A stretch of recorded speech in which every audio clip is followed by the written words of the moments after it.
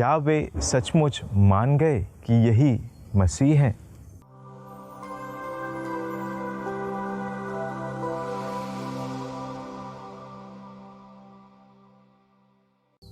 क्रिस्त में मेरे प्रिय भाइयों और बहनों, जब ईश्वर ने संसार की सृष्टि की तो उसने सब कुछ अच्छा बनाया, अच्छाई के लिए बनाया, और हम सबों को भी एक अच्छा जीवन जीने के लिए इस संसार में भेजा। और ऐसे जीवन में एक जिम्मेदारी भी हमें सौंपी कि वह हम सब सृष्टि की देखभाल करें, उसे आगे बढ़ाएं और निरंतर ईश्वर की महिमा करें, उसे धन्यवाद दें। लेकिन क्या हम अपने जीवन को समझ पाए हैं? क्या हमारे अच्छाई के गुणों को हम हमारे व्यक्तिगत मतलबों के लिए त्याग देते हैं? अगर हम पेड़ों से उदाहरण लें मेरे प्रिय भाई और बहनों, पेड़ों से हमें ऑक्सीजन मिलता है, छाँव मिलती है, फल मिलते हैं, फूल मिलते हैं, लेकिन हम हमारे व्यक्तिगत स्वार्थ के लिए बड़ी निर्दयता से उन्हें काट देते हैं, और काटने के बाद हम दोबारा पेड़ नहीं लगाते।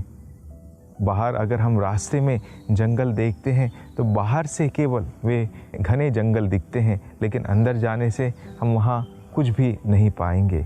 लेकिन इतना निर्दयता से हम पेड़ों को काटने के बावजूद पेड़ दिन भर कड़ी धूप में खड़े रहकर अपने कर्तव्य को, जिम्मेदारी को पूरा करते हैं। अगर एक दिन भी वे चूक गए तो हम जी नहीं पाएंगे। ऐसे में मेरे प्रिय भाई बहनों, आज के पवित्र सुसमाचार से भी प्रभु हमें अच्छाई का पाठ पढ़ाते हैं। प्रभु यीशु क्रिस्त दुनिया में भेजे गए कि वे ईश्वर के राज्य का प्रचार करें और ईश्वर के प्रेम को लोगों तक पहुंचाएं। और जब वे ऐसे कर रहे थे, अपनी जिम्मेदारी को निभा रहे थे, अच्छाई को लोगों तक लेकर जा रहे थे, तो कई सारे लोग उनका विरोध करने लगे। कई सारे लोग उनकी जान के दुश्मन बन गए। वे उन्हें पकड़वा कर मार डालना चाहते थे, लेकिन तब भी यीशु पीछे नहीं हटे, वे डटकर खड़े रहे। क्या हम प्रकृति से और यीशु से कुछ सीख सकते हैं? मेरे प्रिय भाई बहनों, हमारा एक क्रिस्तीय जीवन एक जिम्मेदारी का जीवन है, और यही जीवन हमें जीने के लिए प्रभु ने बुलाया है। रोमियो के नाम पत्र अध्याय 8 पद संख्या 28 में वचन कहता है कि जो ईश्वर को प्यार करते हैं और जो ईश्वर के विधान द्वारा बुलाए गए हैं, ईश्वर उनके कल्याण के लिए हर वो सहायता प्रदान करता है जिनकी उन्हें ज़रूरत है। लेकिन क्या हम इन सहायता को ग्रहण करके आगे बढ़ते हैं?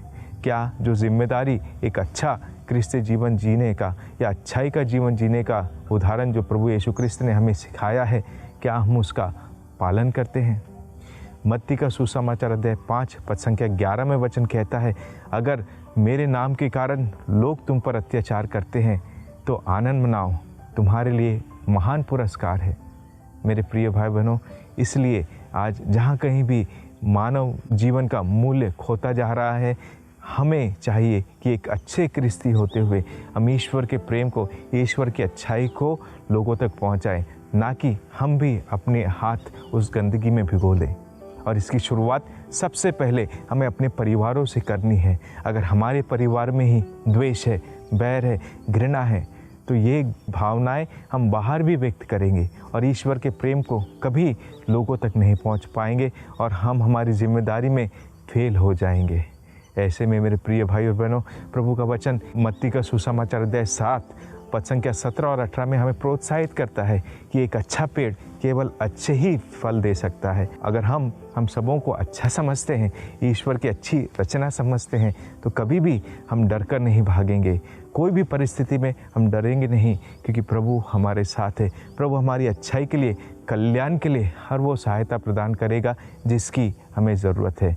तो आइए इन दिनों में जब हम प्रभु के पुनरुत्थान के पर्व के करीब पहुंच रहे हैं, जो भी अच्छाइयाँ हमारे जीवन में हम इन दिनों में ला पाए हैं, उसके लिए प्रभु को धन्यवाद दें।